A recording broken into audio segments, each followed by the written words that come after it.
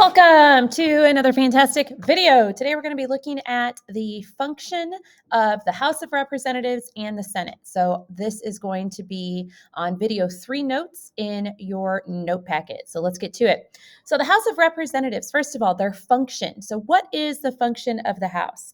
Their function, first and foremost, is to make federal laws.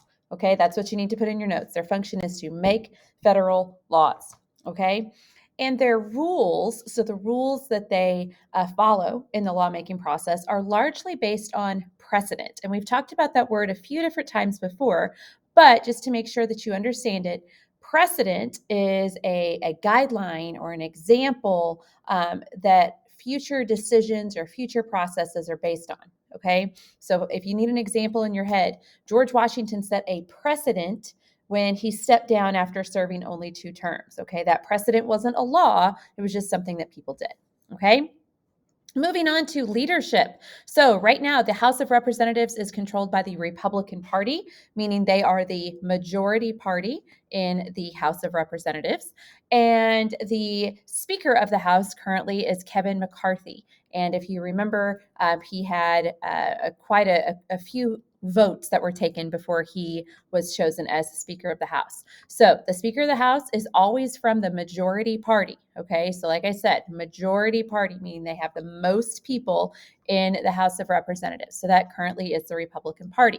Okay, leadership in the House of Representatives. Each party is going to have a majority leader. Okay, I'm sorry, each party is going to have a leader, and the House of Representatives majority leader right now is a Republican. The minority leader is a Democrat. And in 2 years, when we have another election, that could possibly change. Okay. We also have some other leadership roles in the House of Representatives.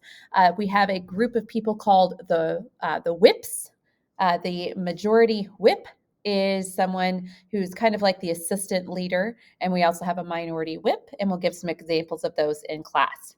So the lawmaking process in the House is a process, again, based on precedent.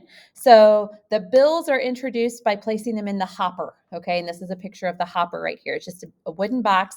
That's where the bills go. Okay.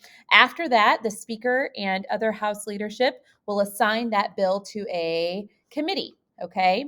And the committees are small groups of congressmen who work together on specific issues of bills. And we'll give some more examples of those in class. And after the bills are assigned to the committees, they're placed on a calendar. And the calendar is like, okay, we're going to deal with this bill on this day.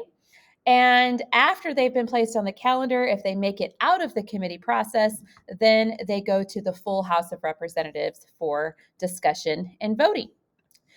All right, so switching gears then, let's get rid of that.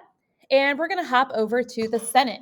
So the Senate is a little bit different than the House of Representatives.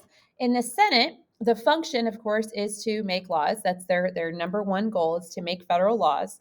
But in the Senate, the rules are a little bit more informal, okay? So they're not quite as rigid as they are in the House. And there's a few different reasons for that. But if you think about it, the House of Representatives probably needs to have a stricter set of rules because there's so many people. There's not that many in the Senate. Okay. Right now, the Senate is still controlled by the Democratic Party. So the Democratic Party has the majority, meaning there are more of them there. The Senate is led by the Vice President, who is Vice President Kamala Harris. Then we have the President pro tempore, and that person is someone we're going to talk about in class as well. And then they also have a majority leader, a minority leader, and party whips, just like they have in the House of Representatives. Okay, so the lawmaking process is a little bit different in the Senate than it is in the House. Any senator can introduce a bill. Once that bill is introduced, then it goes to the discussion and debate section. Okay, then it's going to go through the committee process. After it goes through the committee process, then it's going to pop out of committees to be voted on by the entire Senate. And they can also use something called a filibuster to delay a vote on a bill. And we'll talk about that in class as well. Okay. After the bill has been discussed and debated, then they vote on it. And that's it. If you guys have any questions, let me know.